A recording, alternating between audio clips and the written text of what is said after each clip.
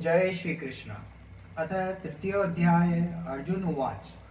जयसि चेत् कर्मणस्ते मता बुद्धि जनार्दन, तत्किं कर्मिणि घोरे मां नियोजयसि केशव। अर्जुन बोले, हे जनार्दन, यदि आपको कर्म की अपेक्षा ज्ञान श्रेष्ठ मान्य है तो फिर हे केशव, मुझे भयंकर कर्म में क्यों लगाते हैं। रामिश्रेणेव वाक्येन बुद्धि मोहयसि मे, तदेकं वद निश्चित्य येन श्रेयोहमान्युम्याम्। आप मिले हुए से वचनों से मेरी बुद्धि को मानो मोहित कर रहे हैं, इसलिए उस एक बात को निश्चित करके कहिए जिससे मैं कल्याण को प्राप्त हो जाऊं। श्री भगवान उवाच। लोकेऽस्मिन् द्विविधा निष्ठा पुरा प्रोक्ता मया नघ, ज्ञानयोगेन सांख्यख्यानां कर्मयोगेन योगिनां। श्री भगवान बोले, हे निष्पाप, इस लोक में दो प्रकार की निष्ठा मेरे द्वारा पहले कही गई है। उनमें से सांख्य योगियों की निष्ठा तो ज्ञान योगी से और योगियों की निष्ठा कर्म योग से होती है। साधन की परिपक्व अवस्था अर्थात प्रकाष्ठा का नाम निष्ठा है। माया से उत्पन्न हुए संपूर्ण गुण ही गुणों में बरतते हैं, ऐसे समझकर तथा मन इंद्रिय शरीर द्वारा होने वाली संपूर्ण क्रियाओं में कर्तापन के अभिमान से रहित होकर सर्वव्यापी सच्चिदानंद परमात्मा में एक ही भाव से स्थित रहने का नाम ज्ञान योग है। इसको संन्यास, साख्य योग आदि नामों से कहा गया है। फल और आसक्ति को त्याग कर भगवान ज्ञानुसार केवल भगवत समत्व बुद्धि से कर्म करने का नाम निष्काम कर्म योग है। इसी को समत्व योग, बुद्धि योग, कर्म योग, तदर्थ कर्म, मदर्थ कर्म, मत कर्म आदि नामों से कहा गया है। न कर्माणारभस्त्रिक्ष्यं पुरुषोच्युते, न चैतन्यसनादेव सिद्धि संदिग्गच्छति। मनुष्य न तो कर्मों का आरंभ किए बिना निष्कर्मता को यानी योग निष्ठा को प्राप्त होता है और न कर्मों के केवल त्याग मात्र से सिद्धि यानी सांख्य निष्ठा को ही प्राप्त होता है। न ही कश्चित् रणिमपि जातु तिष्ठन्यकृत कार्यते अवश्य कर्म सर्व प्रकृति जय गुणे। निसंदेह कोई भी मनुष्य किसी भी काल में क्षण मात्र भी बिना कर्म किए नहीं रहता, क्योंकि सारा मनुष्य समुदाय प्रकृति जनित गुणों द्वारा परवश हुआ कर्म करने के लिए बाध्य कहा किया जाता है। कर्मेन्द्रियाणि संयमनीय आस्तेन मनसा स्मरण, इंद्रियार्थार्वी मुणात्मा मिथ्याचार स उच्यते। जो मूढ़ बुद्धि मनुष्य समस्त इंद्रियों को हठ पूर्वक ऊपर से रोककर मन से उन इंद्रियों के विषयों का चिंतन करता रहता है, वह मिथ्याचारी अर्थात दंभी कहा जाता है। जिस अवस्था को प्राप्त हुए पुरुष के कर्म अकर्म हो जाते हैं अर्थात फल उत्पन्न नहीं कर सकते, उस अवस्था का नाम निष्कर्मता है। यस्विन्द्रियाणानि मनसा नियम्यार्भते अर्जुन, कर्मदे कर्मयोग सविशस्ते। किंतु हे अर्जुन, जो पुरुष मन से इंद्रियों को वश में करके अनासक्त हुआ समस्त इंद्रियों द्वारा कर्म योग का आचरण करता है, वही श्रेष्ठ है। नियतं कुरु कर्म त्वं कर्म ज्यो हा कर्मण, शरीर यात्रापि च नेते न प्रसिद्धयेद कर्मण। तू शास्त्र विहित कर्तव्य कर्म कर, क्योंकि कर्म न करने की अपेक्षा कर्म करना श्रेष्ठ है, तथा कर्म न करने से तेरा शरीर निर्वाह भी नहीं सिद्ध होगा। यज्ञार्था कर्मणोऽन्यत्र लोकोऽन्य कर्म बंधने, तदंतर कर्म कौन्तेय मुक्त संग समाचर। यज्ञ के निमित्त किए जाने वाले कर्मों से अतिरिक्त दूसरे कर्मों में लगा हुआ ही यह मनुष्य समुदाय कर्मों से बंधता है। इसलिए हे अर्जुन, तो आसक्ति से रहित होकर उस यज्ञ के निमित्त ही फली भांति कर्तव्य कर्म कर। स यज्ञ प्रजा सृष्टा पुरोवाच प्रजापति, अनेन पृथिव्यश्वमेश वोस्तिष्ठ कामकुदुक। प्रजापति ब्रह्मा ने कल्प के आदि में यज्ञ सहित प्रजाओं को रचकर उनसे कहा कि तुम लोग इस यज्ञ के द्वारा वृद्धि को प्राप्त हो और यह यज्ञ तुम लोगों को इच्छित भोग प्रदान करने वाला हो। देवान भावयतानेन ते देवा भावयन्तु वः, परस्पर भावयन्त श्रेय परम वास्यस्थ। तुम लोग इस यज्ञ के द्वारा देवताओं को उन्नत करो और वे देवता तुम लोगों को उन्नत करें। इस प्रकार निस्वार्थ भाव से एक दूसरे को उन्नत करते हुए तुम लोग परम कल्याण को प्राप्त हो जाओगे। इष्टान भोगान वो देवा यादस्य यज्ञ भाविता, तेदात्तान प्रदायेभ्यो यो मुक्तेन स्तन एव स। यज्ञ के द्वारा बढ़ाए हुए देवता तुम लोगों को बिना मांगे ही इच्छित भोग निश्चय ही देते रहेंगे। इस प्रकार उन देवताओं के द्वारा किए हुए भोगों को जो पुरुष उनको बिना दिए स्वयं भोगता है वह चोर ही है। यज्ञ शिष्टाशिने संतो मुच्यन्ते सर्वकिल्पे मुच्यन्ते ते त्वग पापा ये पंचात्म कारणात्।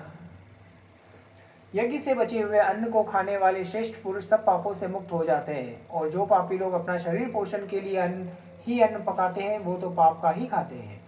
अन्नाद्वन्ति भूतानि पर्जन्य तंत्र संभव यज्ञा ब्रह्मवती प्रजोन्य यज्ञे कर्म स्मुद्भव कर्म बृहोद्वर्म विद्धि ब्रह्माक्षर समुद्रद्रवम तस्मात् स्वर्गतम ब्रह्म नित्यम यज्ञे प्रतिष्ठितम। संपूर्ण प्राणी अन्न से उत्पन्न होते हैं। अन्न की उत्पत्ति वृष्टि से होती है, वृष्टि यज्ञ से होती है, और यज्ञ विहित कर्मों से उत्पन्न होने वाला है। कर्म समुदाय को तू वेद से उत्पन्न और वेद को अविनाशी परमात्मा से उत्पन्न हुआ जान। इससे सिद्ध होता है कि सर्वव्यापी परम अक्षर परमात्मा सदा ही यज्ञ में प्रतिष्ठित है। एवं प्रवृत्तम चक्रम नानो वृतम तिहिय अगायुरिंद्रियारोमा मोघम पार्थ स जीवति। हे पार्थ, जो पुरुष इस लोक में इस प्रकार परंपरा से प्रचलित सृष्टि चक्र के अनुकूल नहीं बरतता, अर्थात अपने कर्तव्य का पालन नहीं करता, वह इंद्रिय के द्वारा भोग में रमण करने वाला पापायु पुरुष व्यर्थ ही जीता है। यस्वात्मृतिरेव स्यादात्मतुष्ट मानव आत्मन्येव च संतुष्ट कार्य न विदते। परंतु जो मनुष्य आत्मा में ही रमण करने वाला और आत्मा में ही तृप्त तथा आत्मा में ही संतुष्ट हो, उसके लिए कोई कर्तव्य नहीं है। नैव तस्य कृतेनार्थो नाकृतेनेह कंचन न चास्य सर्वभूतेषु कश्चित् द्रव्यापाश्रय। उस महापुरुष का इस वश में न तो कर्म करने से कोई प्रयोजन रहता है और न कर्मों के न करने से ही कोई प्रयोजन रहता है, तथा संपूर्ण प्राणियों में भी इसका किंचित मात्र भी स्वार्थ का संबंध नहीं रहता। तस्मादसक्त संतत कार्य कर्म समाचार असक्तो हाचर कर्म परमानोक्ति पुरुष। इसलिए तो निरंतर आसक्ति से रहित होकर सदा कर्तव्य कर्म को भलीभांति करता रहे, क्योंकि आसक्ति से रहित होकर कर्म करता हुआ मनुष्य परमात्मा को प्राप्त हो जाता है। कर्मणे भी संस्थिता मास्थिता जनाकादाय लोक संग्रह में वावी संशप्रियकृतु महर्षि। जनकादि ज्ञानी जन भी आसक्ति रहित कर्म द्वारा ही परम सिद्ध को प्राप्त हुए थे। इसलिए तथा लोक संग्रह को देखते हुए भी तू कर्म करने को ही योग्य है, अर्थात तुझे कर्म करना ही उचित है। यज्ञदाचरति श्रेष्ठ ततदेव तदरो जन स यत्व प्रमाणम कुरुते लोकस्तदनुवर्तते। श्रेष्ठ पुरुष जो जो आचरण करता है, अन्य पुरुष भी वैसा वैसा ही आचरण करते हैं। वह जो कुछ प्रमाण कर देता है, समस्त मनुष्य समुदाय उसी के अनुसार बरतने लग जाता है। न मे पार्थास्ते कर्तव्य त्रिषु लोकेषु किंचन नानवाप्त्यमवाप्त्यवर्त्र एव च कर्मणि। हे अर्जुन, मुझे इन तीनों लोकों में न तो कुछ कर्तव्य है और न कोई भी प्राप्त करने योग्य वस्तु अप्राप्त है, तो भी मैं कर्म में ही बरतता हूँ। यदि हाँ हम न वर्तेयं जातुं कर्मणि तन्दति मम वर्तामनुवर्तते ते मनुष्या पार्थ सर्वशः। क्योंकि हे पार्थ, यदि कदाचित मैं सावधान होकर कर्मों में ना बरतूं तो बड़ी हानि हो जाए, क्योंकि मनुष्य सब प्रकार से मेरे ही मार्ग का अनुसरण करते हैं। उत्सीदेयुर्मे लोकान कुर्या कर्म चेदहम संकरस्य च कर्ता स्यामुपहन्यामिमे प्रजा। यह क्रिया में एक वचन है, परंतु लोक शब्द समुदाय वाचक होने से भाषा में बहुवचन की क्रिया लिखी गई है। इसलिए यदि मैं कर्म न करूं तो ये सब मनुष्य नष्ट भ्रष्ट हो जाए और मैं संकरता करने वाला हूं तथा इस समस्त प्रजा को नष्ट करने वाला बनूं। सत्ता कर्मणि विद्वांसो यथा कुर्वन्ति भारते कुर्याद् विद्वांसस्तथा सप्तशिक्षु लोकस्य ग्रहम्। हे भारत, कर्म में आसक्त हुए अज्ञानी जन जिस प्रकार कर्म करते हैं, आसक्ति रहित विद्वान भी लोक संग्रह करना चाहता हुआ उसी प्रकार कर्म करे। न बुद्धि भेदम जन येद ज्ञानाम कर्म संख्येनाम जोशिये स्वकर्माणि विद्वान युक्त समाचरण।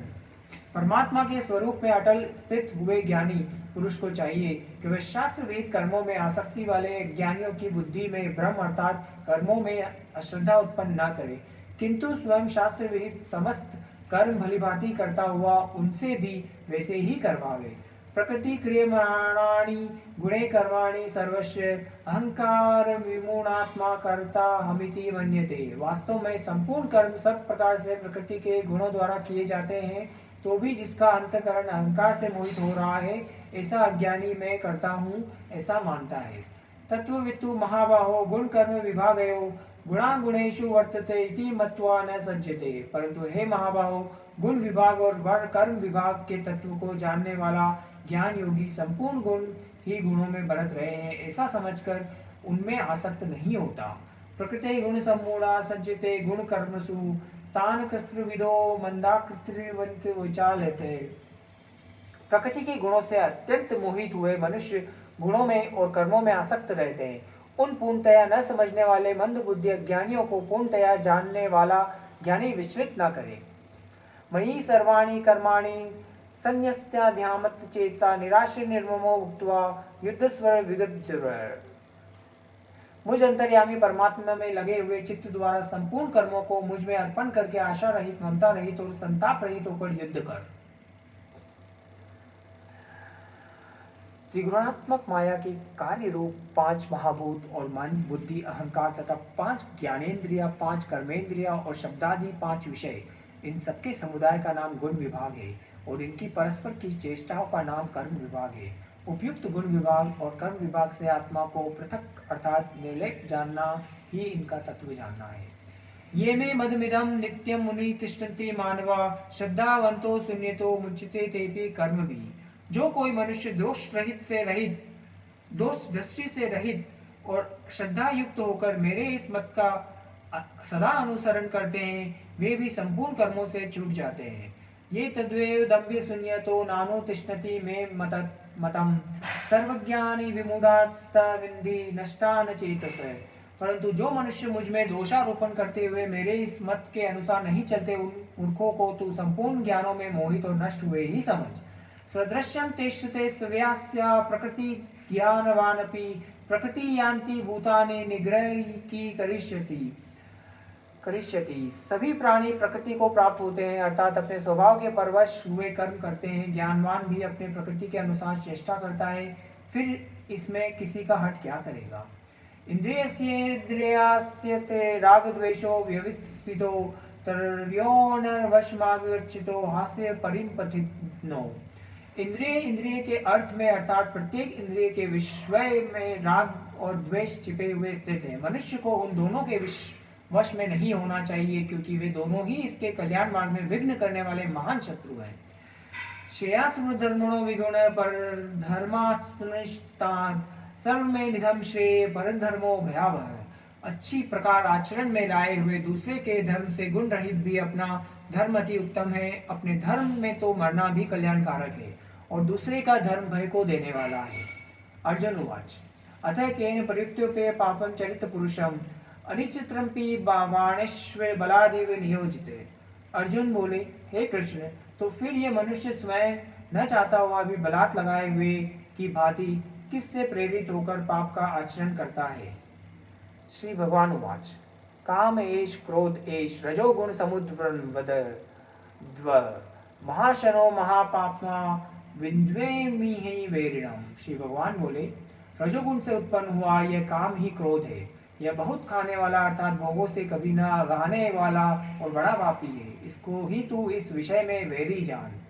तुम्हें न व्रियते व्रहि यथादर्शो मलेन च यथोलेग्नावृतो गर्मस्तथा तेने दमावृतम। जिस प्रकार धुएं से अग्नि और मेल से दर्पण ढका जाता है तथा जिस प्रकार जेर से गर्भ ढका रहता है, वैसे ही उस काम के द्वारा यह ज्ञान ढका रहता है। आवर्तम ज्ञान में तेव ज्ञानिनो नित्य वेरिणाम काम रूपेण कौन्ते दुष्परिणालेन च। और हे अर्जुन, इस अग्नि के समान कभी न पूर्ण होने वाला काम रूप ज्ञानियों के नित्य वेरी के द्वारा मनुष्य का ज्ञान ढका हुआ है। इंद्रियाणि मनो बुद्धि रस्य निष्ठा मुच्यते एति विर्मोहयश्चेत ज्ञानमावर्त देहिनम। इंद्रिया, मन और बुद्धि ये सब इसके वासस्थान कहे जाते हैं। यह काम इन मन, बुद्धि और इंद्रियों के द्वारा ही ज्ञान को आच्छादित करके जीवात्मा को मोहित करता है। तस्मात् त्वद्विद्राणयान्यदायादो न्ययम्यं भरतवर्षं पाप्तानां प्रजन्महोनं ज्ञान विज्ञान नाशनम। इसलिए हे अर्जुन, तू पहले इंद्रियों को वश में करके इस ज्ञान और विज्ञान का नाश करने वाले महान पापी को काम को अवश्य ही बलपूर्वक मार डाल। इंद्रियाणि प्रणया हरिद्रियेन्द्रिय परम मन मनसस्तु परा बुद्धि बुद्धि परस्तु तो सह। इंद्रियों को स्थूल शरीर से पर यानी श्रेष्ठ बलवान और सूक्ष्म कहते हैं। इन इंद्रियों से मन है, मन से भी पर बुद्धि है, और जो बुद्धि से भी अत्यंत पर है वह आत्मा है। एवं बुद्धे परम बुद्ध्वा संस्तभ्यात्मानमात्मना जहि शस्त्रु महाबाहो काम रूपम दुरासदम। इस प्रकार बुद्धि से पर अर्थात सूक्ष्म बलवान और अत्यंत श्रेष्ठ आत्मा को जानकर और बुद्धि के द्वारा मन को वश में करके हे महाबाहो, तू इस काम रूप दुर्जय शत्रु को मार डाल। ओम तत्सदिति। श्री भगवद्गीता उपनिषद ब्रह्म विद्याया योग शास्त्रे श्री कृष्ण अर्जुन संवादे कर्म योगो नाम तृतीय अध्याय संपूर्ण। जय श्री कृष्ण।